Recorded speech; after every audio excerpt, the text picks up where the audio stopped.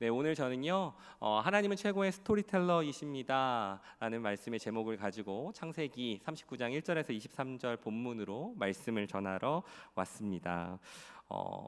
저희가 인생을 살면서 저희가 입은 옷이 저희의 정체성을 알려주는 경우들이 좀 있습니다.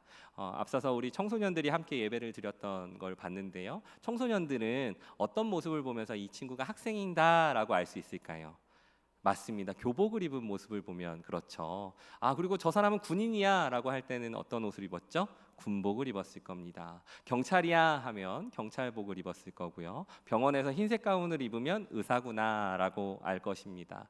이처럼 저희가 입는 옷에 따라서 그 사람의 정체성이 드러나는 경우들이 참 많이 있죠. 성경에서는요, 이러한 옷의 정체성을 자주 바꿨던 한 사람이 등장합니다. 그 사람은요, 바로 요셉 이라는 사람이죠. 이 요셉의 인생을 통해서 여러 번의 인생의 변화와 정체성의 변화를 경험하면서 지금 우리의 삶 속에서 역사하시는 주님을 경험하시기를 진심으로 축원하고 축복합니다. 아멘. 요셉의 옷이 바뀌었는데요. 첫 번째 옷은 어떤 거였을까요? 바로 채색 옷이었습니다. 그런데 이것을 먼저 얘기하기 전에 저희가 조금 더 먼저 얘기해야 될 게 무엇이냐면 요셉의 아버지에 대한 이야기입니다. 요셉의 아버지가 누구일까요? 야곱입니다. 야곱은요, 저는 이렇게 표현합니다. 우리 젊은 사람들 이야기로는 이제 인플루언서, 기독교계의 인플루언서, 3대의 인플루언서가 있다. 우리 이제 장로님들, 권사님들 말씀으로는 이제 유명 인사다. 예를 들어서 나훈아 같은 스타일이다 하는 분들이 있는데, 첫 번째는 누구냐면 아브라함의 하나님. 그래서 아브라함이시고요. 두 번째는 또 그럼 누구일까요? 이삭의 하나님, 이삭이라는 인물이고요. 세 번째는 또 누구일까요? 야곱의 하나님이라는 것입니다. 그렇기 때문에 성경 가운데 정말 유명한 인물 3명을 꼽으라면 바로 야곱이 들어가는 것이죠. 이 야곱이라는 분은요, 굉장히 특성이 다양한데요. 어떠한 캐릭터들이었냐면 일단은 형의 장자권을 뺏었습니다. 사기를 좀 쳤었죠. 그러면서 두 번째는 도망자의 신분을 갖게 됩니다. 그러면서 도망을 막 쳤던 거예요. 근데 제가 주목하고 있는 지점은 사실은 세 번째의 캐릭터입니다. 로맨티스트, 사랑꾼이었습니다. 그렇게 쫓김을 당하고 지금 나의 목숨이 위태로운 가운데에도 전쟁통에는 사랑이 피어난다고 그 안에서 둘째, 라반의 삼촌의 둘째 딸 라헬을 그렇게 사랑하게 되었죠. 그러니까 라헬을 사랑하게 되니까 첫째 누가 있어요? 레아가 있죠. 그래서 첫날 밤을 열심히 일해서 첫날 밤을 보냈는데 누구를 보내줬냐면 레아를 보내준 거예요. 그래서 또 열심히 일하면서 라헬과 결혼을 했죠. 인플루언서답게 4명의 아내가 있었는데 총 10명의 자녀를 낳았어요. 근데 이 가정에 문제가 하나 있었는데 제일 사랑했던 누구? 라헬과의 자녀가 없었던 거예요. 꽤 오랜 기간 없었기 때문에 이것은 굉장히 큰 이슈였을 것입니다. 그렇기 때문에 요셉이 딱 태어나는 그 순간 누뚱이었던 요셉, 그리고 내가 가장 사랑했던 사랑했던 라헬과 낳은 첫 번째 자녀, 예쁠까요? 안 예쁠까요? 예쁘죠. 그냥 예쁠까요? 많이 예쁠까요? 아주 많이 예뻤을 겁니다. 그것을 상징하는 것이 무엇이냐면 바로 이 채색옷이라는 겁니다. 채색옷이라고 하니까 요즘은 채색옷을 잘 안 입잖아요. 저희 말로 좀 젊은이들 언어로 바꾸면 이 친구가 태어나자마자 디올 옷을 입은 겁니다. 이러면 또 이제 우리 장로님들 약간 이제 애매하니까 저희가 장로님들 버전으로 버버리 옷을 입은 겁니다. 형들은 10명이나 있어서 형들이 옷 사달라고 했을 때 아울렛도 안 데려가고 저기 시장통에서 옷도 안 사줬던 아버지가 태어나지도 않은 아이를 위해서 디올 옷을 준비하고 버버리 옷을 준비해서 입혀놓은 거예요. 그러니까 이 친구는, 요셉은 일단 태어나자마자 금수저가 된 겁니다. 인플루언서의 아버지 속에서 사랑을 받고 편애를 받았던 아들이니까요. 그러니까 이 친구가 채색 옷을 입었다는 것은 중동 지방에 어떤 일도 하지 않아도 괜찮아 라는 거예요. 그 먼지가 풀풀 나리는 공간에서 예쁜 옷을 길게 늘어뜨리는 거 하는 것은 너는 일하지 마, 너는 그냥 그 있는 그대로 특별한 아이야 라고 하는 거죠. 반짝반짝 빛나는 아이였다는 거예요. 요셉은 그걸 알았을까요? 몰랐을까요? 알았습니다. 그러면서 심지어 델롬델이라고 잘 되는 아이들은 더 잘 된다는 의미였습니다. 꿈을 꿨는데요, 하나님께서 꿈을 주셨는데요, 놀라운 꿈을 줍니다. 집단들이 자기에게 절을 하고 별들이 자기에게 절을 하는 꿈을 꿉니다. 그 얘기는 무엇이냐면 너는 이 땅 가운데에 아주 특별한 존재야 라는 것을 꿈을 통해서 갖게 된다는 것입니다. 이 정도 되면 요셉은 정말 잘 나가는 사람일 거예요. 우리의 언어로 조금 바꿔볼까요? 우리 인생을 살아가면서 잘 나갔던 리즈 시절이라는 곳이 있을 것입니다. 우리말로 따지면 전성기였을 때가 있을 것입니다. 우리의 사업이 잘 되거나 혹은 우리가 원했던 꿈을 이루었거나 혹은 우리의 자녀가 원하는 학교에 들어갔다거나 혹은 여러 가지의 의미에서 내가 최고의 시절이었다라고 느끼는 그 시절 말이죠. 제 이야기를 조금 드리면 저에게 있어서도 이렇게 반짝반짝 빛나는 시절들이 있었습니다. 세 가지의 장면이 떠오르는데요. 첫 번째는요, 제가 한국체육대학교의 교사로서 학교에 들어가게 된 것이었습니다. 그 얘기는 무슨 얘기냐면 저희가 IMF 때 저희 집이 망했거든요. 그래가지고 저는 답이 없는 청소년이었습니다. 그런데 답이 없던 청소년에게 한 목사님이 저를 거두어 주시면서 하나님의 사랑을 알려주셨어요. 그러다 보니 제 마음속에 이런 꿈이 생긴 겁니다. 나는 뻔한 인생이었는데 그 목사님이 나를 믿어주시고 사랑을 해주셔서 내가 하나님의 꿈을 꾸게 되었고 복음을 얻게 되었다. 나 또한 그러한 사람이 돼야지. 청소년기에 있는 아이들에게 소망이 없다고 얘기하는 아이들에게 가서 아니야, 너는 하나님께서 특별하게 생각하는 사람이야 라고 얘기해줘야지 라는 꿈을 꾸면서 선생님이 되고자 했습니다. 그러면서 내가 무엇을 제일 잘하나 했더니 운동을 좀 잘하더라고요. 그래서 체육 선생님이 돼야지 하면서 갔습니다. 참고로 설명드리면 그 파리올림픽이라고 작년에 올림픽 했었잖아요. 거기에 금메달 딴 친구들 다 제 후배들입니다. 물론 그 친구들은 저를 모릅니다. 하지만 그러한 장면에서 있으면서 나는 잘 나가고 있다라고 느꼈죠. 두 번째 장면은요, 저희 막내딸 러블리를 입양한 사건이었습니다. 사실 제가 청소년기에 어렸을 때 그 어려운 시절들을 지났지만 저를 걷어주셨던 목사님 덕분에 제가 하나님의 은혜를 경험했잖아요. 심지어는 저희 와이프도 그 목사님을 통해서 은혜를 입은 사람입니다. 또 한 가지 놀라운 소식은 그 와이프는 저랑 이름이 똑같습니다. 저는 이보람이고요. 저희 와이프는 김보람입니다. 더 놀라운 사실은요, 이 친구는 저랑 중학교 동창이었습니다. 동창이었습니다. 더 놀라운 사실은요, 제가 전도했습니다. 고등학교 때. 그래서 저는 우스갯소리로 당신의 인생을 구원하고 영혼을 구원했다. 뭐 이런 얘기를 이제 하는데요. 그 두 명의 친구들이 어려운 시절들을 겪어가면서 결혼을 하게 되면서 가정이 필요한 한 아이에게 아빠 엄마가 되어주면 너무 좋겠다라는 제안을 저희 와이프가 했고 동의하고 결혼을 했습니다. 그런데 이제 아시는 것처럼 그게 있잖아요. 현실이라는 게 있잖아요. 첫째 아이를 낳았고 둘째 아이를 낳았고 첫째 아이는 지금 중3, 둘째 아이는 중1. 그러면 셋째 아이는 이제 초등학교 3학년인데 갭이 좀 있습니다. 그러면서 와이프가 저에게 다가와서 똑똑똑 이렇게 얘기하는 거예요. 이제 때가 됐습니다. 그 얘기는 무슨 얘기예요? 약속을 지키라고 정산서를 가져온 거죠. 그런데 아빠로서 그 부담감이 있잖아요. 재정적인 부담도 있고요. 노후에 대한 부담도 있고요. 내가 잘할 수 있을까에 대한 부담도 있어서 이렇게 대처해야 했습니다. 기도해 봅시다. 그래서 살짝 회피를 해서 기도를 하는데 그때 하나님께서 저에게 이러한 마음을 움직여 주셨어요. 첫 번째는요, 보람아, 너의 인생 속에 돈이 너의 인생의 가치라면 입양 못한다. 두 번째, 너의 인생 속에 노후가 너의 가치라면 입양 못한다. 그런데 항상 세 번째가 하나님의 말씀이잖아요. 세 번째 이렇게 뭐라고 얘기하시면 그런데 나를 사랑한다면 충분히 해볼 만한 일 아니겠니? 라고 얘기하셨는데 그거에 아멘이 되더라고요. 그래서 입양을 하게 되고 우리 교회 공동체 안에서 이 아이가 입양되는 것들을 다 기도하고 또 지켜보고 또 축복해주는 그 입양하는 그날 저희는 채색 옷을 입었구나라는 생각들을 했습니다. 세 번째 장면은요, 제가 사역을 시작하게 된 것입니다. 저희 침례교 교단에서는요, 사실은 공동체 안에서 평신도 사역자를 콜링해서 그 안에서 전문 사역자로 이렇게 세우는 그런 아름다운 전통이 있는데요. 그 전통 가운데에 저를 콜링해 주셨습니다. 그래서 사역을 좀 해보면 어떻겠니? 라고 이야기를 담임 목사님이 하셔서 순종하고 그렇게 사역을 시작하게 됐습니다. 인생을 살면서 그것이 저에게는 굉장히 큰 감격스러운 장면들이더라고요. 이렇게 세 번의 그 시간들을 거치면서 제가 입은 채색 옷, 하나님께서 나에게 주신 허락하신 복, 이것을 누리면서 너무나도 기뻐했던 장면이 있습니다.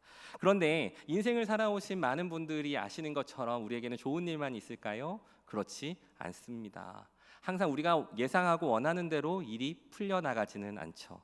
요셉도 마찬가지로 그랬던 것 같습니다. 요셉이 첫 번째 입었던 옷은 채색 옷이었지만요, 두 번째 입었던 옷은 어떤 거냐면 노예의 복이었습니다. 다음으로 한번 넘겨주시겠어요? 네.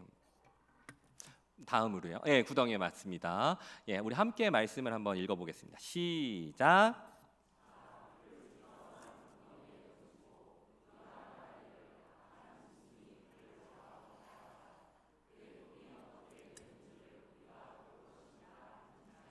네, 맞습니다. 요셉은요 채색 옷을 입고요 형들을 감시했습니다. 그러면서 동생으로서 할 수 있는 얄미운 짓들은 얄미운 짓대로 했습니다. 그래서 사랑을 받고 있다는 걸 알기 때문에 약간은 편애를 받고 있다는 것을 알았기 때문에 형들의 눈에는 가시같이 보였던 것 같아요. 그래서 형들의 마음에 미움을 샀습니다. 그러던 어느 날 형들은 인신매매를 계획한 게 아니라 죽이려고 계획했습니다. 예, 그래서 구덩이를 파놓고 이 요셉을 해한 다음에 그것을 거짓말로 짐승에게 죽었다라고 합시다라고 얘기했어요. 다행히 하나님의 은혜로 죽음을 경험하지는 않았지만 그렇지만 구덩이에 빠졌던 요셉의 인생을 한번 생각해 보십시오. 그 전까지는 화려했던 채색 옷을 입으면서 내가 최고야라고 생각했던 그 자리에서 구덩이에 홀로 빠져서 답이 보이지 않는 그 막막함 속에 형들 저 좀 살려주세요. 형 저한테 왜 이렇게 하는 거예요? 형 미안해요 내가 잘못했어요. 형 나 좀 도와주세요 하면서 그 벽을 긁어대고 소리를 쳐도 답이 보이지 않는 그 삶, 그 외로움, 그 힘겨움, 그것이 바로 우리 요셉이 경험했던 것이죠. 그러면서 다행히도 요셉은요 인신매매를 당하게 됩니다. 인신매매가 당연한 것 같으시죠? 예. 그런데 죽음보다는 낫잖아요. 네. 그러면서 우리 오랫동안 세월을 사셨던 우리 권사님들 자녀들에게 이렇게 얘기하십니다. 너는 요셉의 꿈의 사람 요셉처럼 자라라. 그래서 조셉과 같이 총리가 되어라라고 하시는데요. 인신매매를 당했다는 것은 까먹으세요. 예. 그런 과정들은 잃어버리신 채로 하지만 그래서 노예복을 입게 되는데요. 네, 다음 페이지 한번 넘겨주시겠어요? 한번 읽어주시겠습니까? 시작.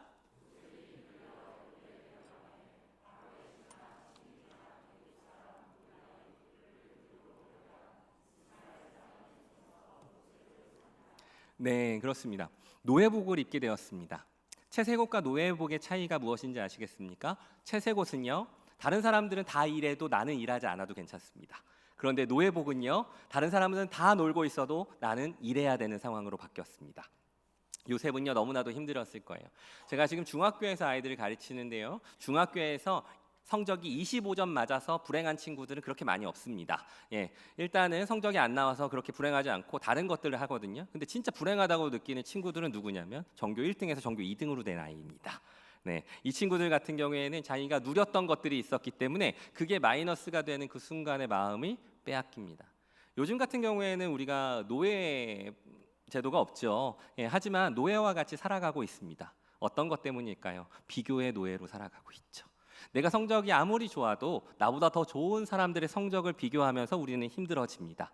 또 한편으로는 우리가 아무리 예뻐도 더 예쁜 사람들을 보면서 우리는 비교해서 어려워지긴 하죠. 또 우리는 예전보다 훨씬 더 재정적으로 풍성해졌고 삶의 수준은 좋아졌음에도 불구하고 더 멋지게 살아가는 사람들을 SNS를 통해서 보면서 우리는 마음이 묶여 있습니다. 마치 노예의 마음처럼 말이죠. 이러한 어려움들을 살아가는 시대 가운데 우리는 같이 놓여져 있습니다. 여튼간에 우리 요셉은요 노예복을 입으면서 그 삶 속에서의 좌절을 경험했을 것입니다. 얼마 전까지 내가 채색 옷을 입으면서 승승장구했던 그 삶 속에 더 이상 답이 보이지 않았던 그러한 어려움들인 거죠. 저에게도 마찬가지로 이러한 노예복을 입었던 것과 같은 어려움을 경험할 때가 있었습니다. 바로 IMF로 인해서 저희 집이 망했을 때입니다. 그날 밤 우리 아버지께서 저희를 가족을 다 불러 넣으시고 우리 집은 이제 망하게 되었다. 그래서 할머니네랑 이렇게 뿔뿔이 흩어져서 살아야 된다. 부모님하고 같이 살 수 없다라는 이야기를 들었을 때 제 마음은 노예복을 입은 것 같았습니다. 다른 친구들은 사춘기 한참 반항할 시절에 엄마 아빠한테 반항이라도 할 수 있는데 저는 반항할 엄마 아빠가 없었습니다. 다른 친구들은 많은 사랑을 케어를 받아야 되는 그 시점에 저는 그 케어를 받을 수 있는 시점이 없었습니다. 그런데 더 큰 문제는 이것이었습니다. 나는 이 삶을 선택하지 않았다는 것이죠. 그 어린 중학교 학생의 그 남자 학생의 마음 속에 내가 선택하지 않았고 또 내가 어떻게 해결할 수 없는 문제, 그러한 문제들 속에서 사실은 제가 경험했던 어려움들은 말하기가 어려웠습니다. 지금도 그렇죠. 예, 나는 선택하지 않았는데 부모님들이 서로 싸워서 깨어진 가정이 되는 친구들을 많이 만납니다.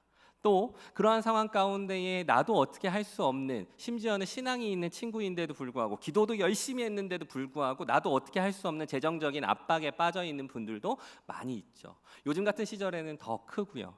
또 갑작스러운 그런 건강상의 어려움, 또 갑작스러운 가족 간의 문제들, 갑작스러운 그 상실감들, 이러한 마음들 때문에 우리는 요셉이 경험했던 노예복의 마음처럼 힘듦을 경험할 때가 참 많이 있습니다. 그래서 이러한 상황 가운데에 우리가 이제 조금 극복했으면 좋겠다라고 하는데, 인생이 또 그렇지는 않죠. 첩첩삼중으로 갑니다. 요셉은 또 다른 옷을 입게 되는데요. 어떤 옷을 입게 될까요? 죄수복을 입게 됩니다. 한번 같이 읽어주시겠어요? 시작.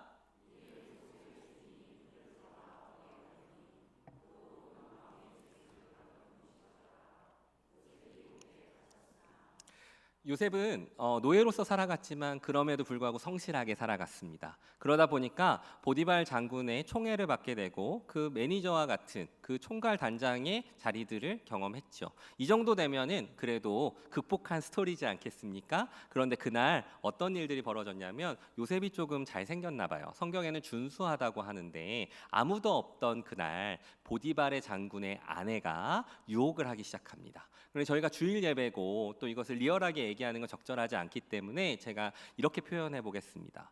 그 보디발의 장군의 아내가요, 요셉을 부르면서 조용히 은밀하게 이렇게 얘기합니다. 나와 동치미를 담굽시다. 동치미를 담그는데 격하게 담굽시다.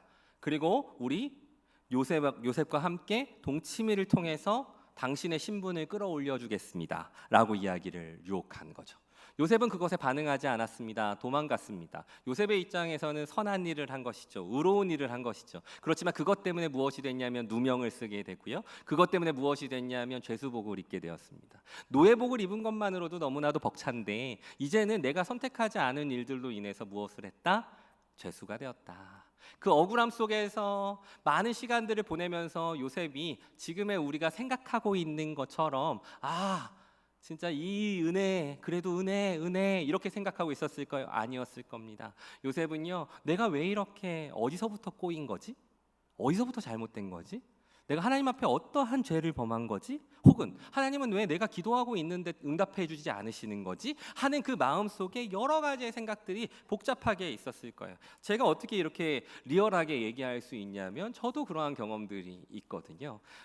어떤 것이냐면, 아까 말씀드렸던 것처럼 저는 막내딸이 입양을 통해서 만났습니다. 그런데 그 입양을 통해서 만나면서 하나님 앞에 제가 기도하지도 않았고 바라지도 않았던, 그래서 이거에 대해서 조금 그냥 지워버렸으면 좋겠는 그 하나의 것이 있는데, 그거는 무엇이냐면 장애와 같은 어려움이 없었으면 좋겠다라는 거였어요. 그런데 저희 아이가 6살이 되던 해에 느린학자 경계선지능 진단을 받게 됩니다. 특수교육 대상자가 됐다는 거죠. 장애와 같은 어려움을 갖게 됐다는 거예요. 많은 사람들은 저에 대해서 선한 이미지를 생각해서 보람쌤이 장애와 같은 어려움이 있는 아이를 입양했구나라고 생각하시지만, 솔직한 얘기로 저는 그러한 일들이 바라지를 않았습니다. 그러면서 제 마음이 무너지기 시작하는데요. 왜 무너지는지 아십니까? 저는 특수교사로 17년 동안 지금 일을 하고 있습니다. 전공까지 합치면 20년 넘게 이것에 대해서 종사하고 있었습니다. 그런데 제가 경험하는 현실은요, 이 아이들이 학교라는 공간에서 얼마나 어렵게 애쓰면서 살아가는지를 알고 있어요. 그 편견과 여러 가지의 말들과 그 힘겨운 상황들을 누구보다도 리얼하게 알고 있는 건 저였습니다. 그런데 거기에 누가 있어요? 제 사랑하는 막내딸이 있다는 거죠. 그것이 용납이 되지 않았습니다. 그것이 너무나도 힘들었습니다. 또 한 가지는요, 이것이 있습니다. 당시에 제가 사역을 하면서 어떤 스케줄을 소화하고 있었냐면, 학교에서 근무를 합니다. 그리고 퇴근하면은 신학대학원에 가서 공부를 합니다. 그리고 주말에는 사역을 합니다. 청소년 청년 사역을 하면서 그렇게 모든 스케줄을 갔습니다. 그러다 보니까 아이를 돌볼 수 있는 스케줄이 될까요? 안 될까요? 안 됐던 거죠. 그러다 보니 마음이 참 어려웠고요. 그리고 아이가 진단을 받게 되는 그 순간 나는 이제 사역을 할 수가 없겠구나라는 생각이 들었습니다. 입양을 한 것, 그리고 사역을 선택한 것, 제가 결정한 것 아니었고 하나님의 은혜에 순종한 것이었습니다. 그것을 통해서 저는 많은 선물은 아니더라도 그래도 격려받을 줄 알았습니다. 그런데 어느 순간에 있었던 그 순간에 어떤 문제가 생겨요? 이것이 격려가 아니라 더 큰 어려움에 빠지게 된 것이죠. 마치 요셉이 노예복에서 죄수복을 갈아입었던 것처럼 말이죠. 그래서 제 마음속에 뿔도 나고요. 하나님 앞에 뿔도 나고요. 해석도 안 되고요. 그렇습니다. 우리가 많이 얘기하죠. 기도해. 예, 기도했잖아요. 사역자니까. 그리고 선한 삶을 살아. 예, 선한 삶을 살았잖아요. 저희는 최선을 다해서 살았는데요. 그런데 그 열매들에 대해서 내가 어떻게 할 수 없는 상황들이 펼쳐지게 된 거죠. 그 당시에 그래서 이제 사임을 얘기하고 사임을 앞두고 이제 아이들하고 인사를 해야 되는 그 주일 말씀을 준비하던 어느 날 아침에 교회에 출근을 하려고 샤워를 쭉 하고 있는데 그때 하나님께서 제 마음속에 이렇게 얘기를 하시는 겁니다. 보람아, 러블린, 저희 사랑하는 막내딸 애칭이 러블린입니다. 예, 할인, 그래서 하나님이 사랑하시는 자, 하나님이 소중히 여기시는 자, 그걸 해서 러블린이라고 부르거든요. 러블린의 아빠가 누구니? 저한테 이렇게 물어보시는 거예요. 당시에는 저희가 입양을 했고 법적인 절차도 모두 끝났고 당연히 아빠는 누구예요? 저죠. 그래서 제가 아빠죠. 하나님. 이렇게 얘기했죠. 그렇게 따뜻하게 얘기하지는 않았어요. 화가 많이 난 상태였거든요. 그리고 나서 두 번째 또 이렇게 물어보십니다. 하나님께서. 러블린은 누구의 아빠니? 러블린의 아빠가 누구니? 저한테 이렇게 물어보시는 거예요. 이때 조금 감이 오기 시작합니다. 답을 알 것 같아요. 근데 화가 난 입장에서 동의하기는 좀 어렵습니다. 그래서 제가 아빠죠, 주님. 저한테 보내주셨잖아요. 제가 아빠죠, 라고 이야기를 했어요. 그런데 마지막 세 번째에 제 마음이 무너졌습니다. 보람아, 러블린의 아빠가 누구니? 라고 얘기하셨는데 그때 주님이 우리 러블린의 아빠시죠. 라고 이야기하면서 제 마음속에 있었던 원망과 묶임과 이러한 모든 것들이 풀어지기 시작했습니다. 해석이 되었습니다. 왜 그랬냐면 저의 청소년기, 망해갔던 저의 인생, 답이 없어 보였던 그 청소년기에 나를 특별하게 인도하셨던 그 하나님의 살아계신 복음을 경험했기 때문에 나의 아버지 되신 분이 그만큼의 능력이 있는 분이라는 걸 저는 알기 때문에 우리 러블린의 아빠가 하나님이시라면 그러면 괜찮은 거예요. 그런 문제가 없는 거예요. 그러면은 아무런 걱정이 없는 거예요. 사실 제가 걱정했던 이유는 무엇이냐면 육신의 아버지인 저가 이 모든 것들을 감당해야 됐으니까. 저는 그만한 능력이 없거든요. 저는 공부를 많이 했다가 하더라도 이 아이를 잘 키울 수 있는 힘이 없거든요. 저는 그만큼의 재정도 없었거든요. 저는 그만큼의 답을 가지고 있지 않았거든요. 저를 보니까 좌절하고 낙심하고 무너질 수밖에 없었던 거예요. 그런데 그때 하나님께서 저를 살리시려고 어떠한 시선을 바꾸셨냐면 이 아이의 아버지와 이 아이를 책임지시는 분이 바로 하나님이시라는 걸 알게 하신 거예요. 그러면서 동일하게 저의 아버지 되셨던 그 하나님, 그분이 저희 러블린, 사랑하는 딸의 러블린의 아버지 되시니 그런 문제가 해결이 되는 겁니다. 그럼 아무런 문제가 없어지는, 그때 제 마음속에 있었던 모든 것들이 풀어지기 시작하면서 이러한 질문으로 바뀌었습니다. 그전에는 이러한 질문을 했죠. 하나님, 왜 나에게 이러한 일이 일어납니까? 하나님, 왜 나를 힘들게 하십니까? 하나님, 내가 이것을 어떻게 헤쳐나가야 됩니까? 하나님, 저에게는 능력이 없는데 저에게 왜 이렇게 어려운 고난을 허락하십니까? 라고 외쳤었다면 이제는 하나님이 우리 러블린의 아버지라는 걸 아는 그 순간에 이렇게 바뀌게 됐습니다. 하나님, 그럼 저는 이제 무엇을 하면 되나요? 하나님, 이제 저에게 어떠한 사명이 있을까요? 왜냐하면 이제는 러블린에 대한 걱정을 할 필요가 없었어요. 러블린의 아버지가 누구니까요? 하나님이시니까요. 사실 그것이 저에게 있어서 굉장히 놀라운 간증이요, 그것이 정말로 놀라운 복음의 능력이었음을 고백합니다. 혹시라도 지금 이 자리에 자녀의 문제 때문에 고민하고 계시는 분이 계십니까? 혹시 이 자리에 잘 풀려나가지 않는 사업 때문에 힘들어하시는 분이 계십니까? 혹시 이 자리에 건강상의 문제와 염려로 어려움을 갖고 계시는 분이 계십니까? 혹시 이 자리에 내가 예상하지 못했던 문제들 때문에 기도하고 계시는 분들이 계십니까? 오늘 이 말씀을 주목하십시오. 여러분의 아버지는 주님이십니다. 여러분들의 아버지 되신 주님이 그 모든 것들의 해결자 되시고 인도자 되시고 함께 하시는 분이십니다. 요셉의 인생을 한번 돌아볼까요? 요셉에게는요, 이러한 말이 따라옵니다. 다음 챕터로 넘겨주세요. 네, 한번 읽어보겠습니다. 시작.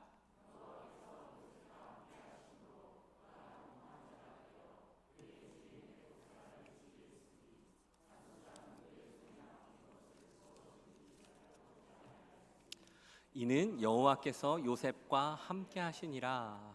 여호와께서 그를 범사에 형통하게 하셨더라. 사실 요셉의 스토리에서 끊임없이 나오는 것은 형통이라는 단어입니다. 그런데 이 형통이라는 단어가 어떤 장면에 쓰여 있어요? 노예복을 입었을 때 형통했다고 하는 거예요. 네, 죄수복을 입었는데 형통했다고 하는 거예요. 제가 형통했다라는 것을요, 그 녹색 창에다가 물어봤거든요. 그랬더니요, 뭐라고 얘기하냐면 내가 계획된 대로 잘 풀려가는 게 형통이래요.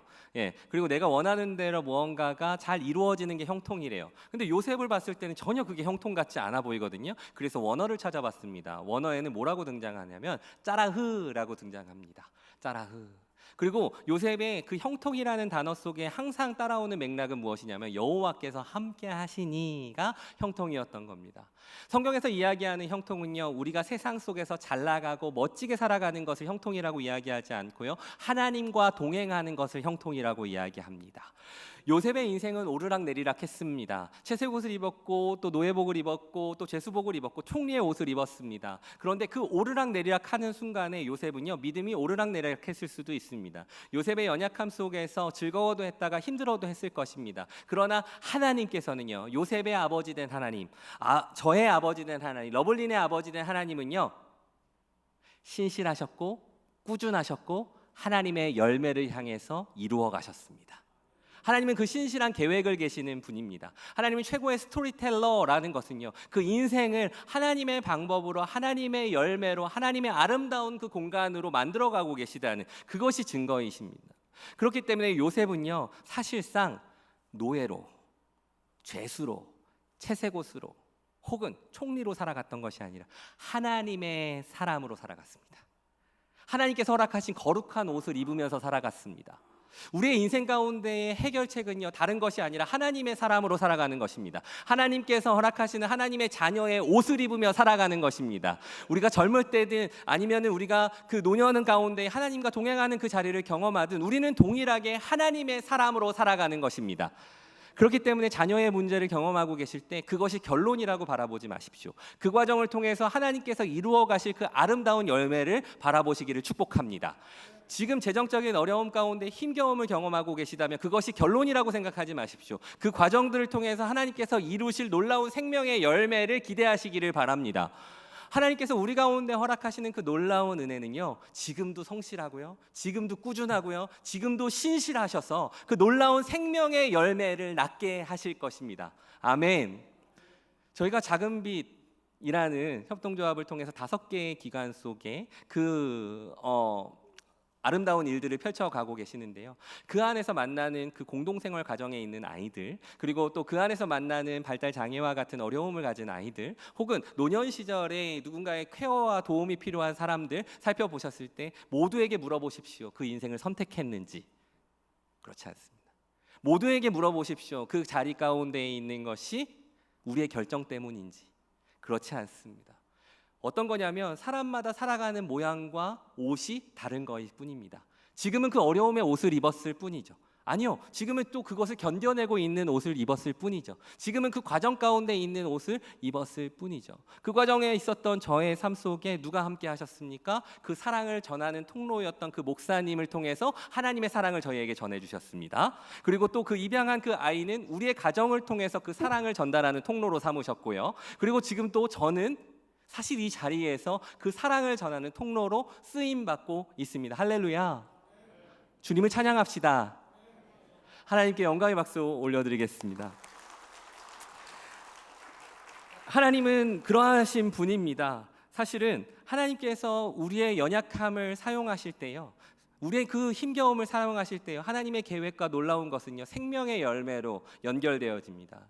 쉽게 얘기해서 이런 것입니다. 베드로라는 인물이 있습니다. 베드로는요, 수제자였습니다. 하지만 그는 실패했죠. 어떤 실패를 했냐면 십자가 속에서 예수님을 부인했습니다. 그 부인한 실패와 절망 속에서 있던 그 순간에 예수님께서 찾아가셔서 그를 구원하시고 그에게 복음을 허락하시고 그에게 생명을 허락하셔서 하나님의 자녀로 어떻게 살아가게 하셨냐면 유대인의 사도로 살아가게 하셨습니다. 바울을 볼까요? 바울의 인생에 열심을 가지고 예수님을 믿는 사람들을 박해했고 교회를 박해했습니다. 그러한 삶 속에서 그는 실패한 것 같았지만 예수님께서 다시 한번, 하나님께서 다시 한번, 성령님께서 다시 한번 그를 일으키셔서 그를 이방인의 사도로 부르셨습니다. 저는 계획하지 않았고, 저는 선택하지 않았고, 저는 구덩이 가운데 있었다고 생각했던 그 원망 섞인 그 사건들이요, 사실은 지금으로서 어떻게 바뀌었냐면 저와 같은 어려움을 경험한 사람들을 돕는 것으로 바뀌었습니다. 그것이 사명으로 옷이 바뀌게 된 것이라는 것이죠. 요셉의 이야기로 다시 한번 돌아가 보면, 요셉은요 창세기 50장 말씀에 이렇게 이야기합니다. 형들을 마주하면서 당신들은 나를 해하려 하였으나 하나님께서 이 모든 것들을 선으로 바꾸사 사람을 살리는 자리 가운데로 나를 인도하셨다. 할렐루야. 그것이 하나님께서 우리 가운데 주시는 명령이자 하나님께서 우리 가운데 허락하시는 은혜입니다. 지금 재정적으로 어려움 가운데 견디시다가 그것을 극복하셔서 하나님의 은혜를 경험하신 분들이 계십니까? 그렇다면 그분은 누구에게 사명자가 될까요? 네, 같은 어려움을 경험하는 사람들에게 사명자가 되는 것입니다. 또 삶을 살아가다가 우리 자녀의 그 고민과 어려움 때문에 눈물 지으시다가 그 삶 속에 하나님의 은혜로 극복하신 분들이 계십니까? 그럼 그분들은 누구에게 복음을 전하는 사람들이 됩니까? 지금도 어려움을 경험하고 있고 자식을 위해서 기도하고 있는 사람들에게 다가가서 위로의 위로자와 사명자가 될 수 있다는 것입니다. 또한 우리 교회 가운데에, 큰빛 교회 가운데에 하나님께서 놀라운 축복의 은혜를 무엇으로 부어주셨냐면, 이 삼척이라는 지역사회 가운데 소외되고 아프고 또한 누군가의 도움이 필요하고 누군가의 하나님의 사랑이 필요한 사람들에게 선한 영향력으로 흘려보냄으로써 그들이 하나님의 사람으로 아름답게 열매 맺고 그들이 생명의 복음의 능력을 경험하고 그들이 이 지역사회 안에서 하나님의 사랑을 경험할 수 있도록 이 큰빛 교회를 준비시키시고 사용하셨는 줄 믿습니다. 앞서서 일부 예배 때 목사님과 이렇게 담소를 나누고 또 기도하는 청년과 함께 이야기를 나누면서요, 저는 굉장히 큰 감격을 받았습니다. 하나님께서 그 한 청년의 그 삶, 오늘 바리스타로 섬긴다고 하는데요, 그 청년의 삶을 통해서 하나님께서 이 큰빛 교회에 놀라운 기적의 역사를 보이셨구나라는 것을 알게 되었어요. 일단은 그 친구가 삶을 살아가면서 그 안에서의 자기의 핸디캡을 딛고 자기의 직업을 가지면서 당당하게 살아갈 수 있는 거, 교회의 사랑이 아니면 안 됩니다. 교회 안에서의 선한 은혜의 흐름이 아니면 안 됩니다. 그런데 또 그 6층에서 떨어져서 그 삶 속에서 다시 한번 일어나는 기적을 보이시면서 어떤 것을 보이셨냐면, 이 큰빛 교회에 큰 기쁨이 되고 큰 위로가 되고 큰 소망이 되는 것을 보여주셨습니다. 그러면서 또 아까 전에 2부 예배 전에 같이 우리 감사로 또 이사님으로 그 함께 섬기시는 장로님과 대화를 나누면서요, 또 그런 아름다운 마음이 들었습니다. 이것은 어떤 선한 마음을 가지고 있다고 해서 해결나는 문제는 아닙니다. 교회 공동체가 함께하는 것이기 때문입니다. 그렇기 때문에 장로님들과 권사님들, 중직분들, 그리고 또 우리 담임 목사님을 비롯해서 이 마음이 한 마음으로 모이지 않으면 이 영향력들이 흘러가지 못합니다. 그렇기 때문에 이 모든 것들을 이루는 단단한 기반을 또한 허락하셨구나라는 것을 느꼈습니다. 그러면서 제 마음속에는 어떤 마음이 들었냐면, 이 큰빛 교회는 이 삼척이라는 지역사회 가운데 얼마나 많은 눈물을 흘리는 사람들을 살려낼까, 얼마나 소외되고 힘들어하는 사람들에게 위로가 될까, 얼마나 답이 없고 얼마나 그 문제 가운데 있는 이 삼척을 위로하는 교회가 될까, 이런 축복의 마음이 들면서 너무나도 기뻤습니다. 성경을 잘 읽어보시는 분들은 너무나도 잘 아시겠지만 성경 속에서 예수님께서 기적을 일으키십니다. 그런데 그 기적을 일으키신 것은 죽은 자를 살리시고 또한 그 안에서 병든 자를 고치시고 하시는 기적들은요, 그 기적 자체로 의미가 있는 것이 아닙니다. 그 기적을 통해서 무엇을 말씀하시냐면 하나님 나라의 살아있는 복음을 전달하게 하시는 것입니다. 사실상 볼까요? 우리 야곱이 대단했을까요? 우리 요셉이 대단했을까요? 아니면은 성경 속에 있는 베드로가 대단했을까요? 아니면은 바울이 대단했을까요? 아니면 이 자리에 서 있는 이보람이 대단할까요? 아닙니다. 우리는 대단하지 않습니다. 그런데 그 모든 일들을 이루시는 주님이 대단한 겁니다. 그래서 이 주일 예배 동안에 우리가 지금 시선의 전환을 해야 되는 것은 무엇이냐면, 우리의 인생을 우리의 것으로 생각하는 것이 아니라 하나님의 것으로 생각하는 것입니다. 우리의 교회를 하나님의 교회로 생각하는 것입니다. 그러면서 하나님께서 우리 가운데 허락하신 사명과 우리 가운데 허락하신 그 놀라운 복음의 능력과 우리 가운데 허락하신 그 복음의 기쁨을 잘 흘려보내는 자리로 우리 교회를 부르셨다는 것입니다. 우리의 가정을 부르셨다는 것입니다. 우리를 부르셨다는 것입니다. 우리가 그것에 순종하는 삶을 살기를 원합니다. 이제 말씀을 좀 마무리하도록 하겠습니다. 저희 사랑하는 막내딸 러블린이요, 입양을 하는 가운데에 아까 전에 저의 기대, 아빠의 기대는 무엇이었을까요? 이 아이가 멋지게 성장해서 많은 사람들에게 스포트라이트를 받으면서 저는 입양이 되었지만 하나님의 사랑을 간증합니다라고 좋은 것으로 이야기를 했으면 좋았겠다라는 기대를 갖고 있었습니다. 그런 기도점을 갖고 있었습니다. 그런데 이 아이가요, 어떻습니까? 연약함 가운데 있습니다. 사실 이 친구가 발달이 느리다는 것을 알게 된 그 이유 중에 하나, 늦게 알게 된 이유 중에 하나가요, 교회 공동체 때문이었습니다. 이 아이가 입양되어지는 모든 과정들을 알고 있었고, 그리고 이 아이가 성장하는 모든 공동체 속에 가장 큰 곳은 교회였기 때문에 교회 성도님들이 뭐라고 얘기하냐면, 동기 아이들은 뛰어다니는데 이제 막 걷는 아이한테 너무 빠르게 잘 걷고 있다. 말이 더디게 하는 아이한테 말한다 막 그런 박수 쳐주고 막 이러면서 이 아이를 있는 그대로 사랑해 주었습니다. 한 번은 진단을 받아서 객관적인 증거가 있음에도 불구하고 권사님들이 저에게 찾아오셔서 이 아이는 느리지 않으니 다시 한번 재검을 해라 라고 이야기할 정도로 이 아이를 있는 그대로 사랑해 주셨습니다. 그래서 이 아이가 늦게 커갔죠. 한 번은요, 이 친구가 이제 저희 교회에서는 어하나라는 프로그램을 하는데요, 이게 이제 그랑프리 대회라고 자동차를 속도전으로 이렇게 하는 게 있습니다. 그런데 재밌게도 이 속도전 하는 그랑프리 대회에 저희 아이가 러블린이 출마를 했는데요, 이벤트가 하나가 열렸습니다. 누가 1등 할지에 대해서 투표해라. 그래서 정말 1등한 팀에 있는 그 아이, 그렇게 투표한 친구에게 선발해서 선물을 주겠다. 아주 잔인한 투표였습니다. 왜 그럴까요? 저희 러블린에게는 투표가 많이 됐을까요? 안 됐을까요? 안 됐어요. 3표만 나왔어요. 그랬는데 제가 도와주질 못했으니까 이 아이가 그냥 자기 나름대로 열심히 만들었어요. 그런데 1등을 한 거예요. 어떻게 1등을 했나 가만히 봤더니 다른 친구들 너무 화려하게 만드느라 무거웠어요. 그런데 이 친구는요, 아무것도 안 하니까 1등이 된 거예요. 그래서 저도 놀랐죠. 1등이 됐죠. 어찌됐든 간에 1등이 됐으니까 그 3명에게 선물을 주려고 하나하나씩 이게 열렸어요. 첫 번째 딱 열었는데 누구였을까요? 둘째 오빠였어요. 안 될 거 아는데 그래도 자기 동생이니까 그래도 하나라도 이렇게 해준 거였어요. 너무 감격적이었어요. 다들 감동했어요. 그러면서 두 번째 또 열었어요. 누구였을까요? 아빠였어요. 아빠는 그래도 아이를 믿어주잖아요. 그렇게 넣었어요. 그럼 세 번째는 누가 나왔을까요? 당연히 엄마가 나왔을 것 같잖아요. 엄마는 냉철하신 분이었습니다. 진짜 1등 할 것에다가 넣습니다. 그래서 안 나왔습니다. 그런데 이 세 번째는 누구였냐면 이 아이를 돌보았던 교회 선생님이었어요. 아이가 느리다는 걸 알면서 옆에 딱 붙어가지고 아이의 속도대로, 그러다 보니까 이 아이가 발달센터에 가서 그 느린 학습자 아이 그 가르치는 놀이치료 선생님에게 이렇게 얘기하는 거예요. 선생님, 우리 교회는요 달콤한 초콜릿 같아요. 왜? 초콜릿처럼 저를 있는 그대로 받아주고 제가 뭘 해도 잘했다고 해주고 제가 뭘 해도 저를 사랑해줘요. 그런데 그 선생님이 교회를 안 다니시는 분이에요. 그런데 그 선생님이 이렇게 얘기하더라고요. 러블린, 선생님은 교회를 다니지 않는데 너가 다니는 교회는 가보고 싶어. 러블린, 선생님은 예수님을 믿지 않는데 너가 믿는 예수님을 좀 한번 믿어보고 싶네. 저는 러블린이 반짝반짝 빛나는 인생으로 무언가를 잘 해내면서 하나님의 영광을 드러내기를 바랬지만 하나님께서는요, 아니, 너의 연약함 그대로 내가 사용할 거야. 내가 러블린의 아버지가 된다고 했지, 있는 모습 그대로 내가 할 거야. 내가 이 아이의 아빠고 내가 이 아이의 하나님이야. 이제 말씀을 마무리하면서 우리 성도님들에게 도전하고 싶습니다.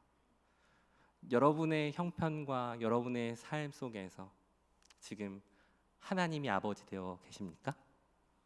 여러분의 가정과 여러분의 일터에서 어떠함과 상관없이 하나님의 은혜와 삶이 있습니까?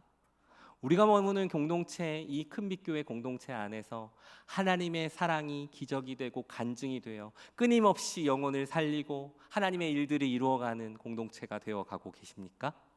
하나님께서는 오늘 우리에게 다시 한번 축복하십니다. 그러면 다시 한번 이야기하십니다. 내가 너의 아버지다. 내가 너와 함께 동행한다. 내가 큰빛교회와 동행한다. 너희는 가만히 있어. 내가 하나님됨을 알지어다. 너희는 가만히 있어. 내가 하는 것에 거룩한 통로가 될지어다. 너희는 가만히 있어. 하나님의 놀라운 사랑과 복음의 능력을 보게 될지어다. 그 마음에 순종하며 그 마음에 반응하며 그 마음에 함께 동참하시는 우리 큰빛교회 성도님들 되시기를 진심으로 축복합니다. 우리 이 시간 같이 한번 기도했으면 좋겠습니다.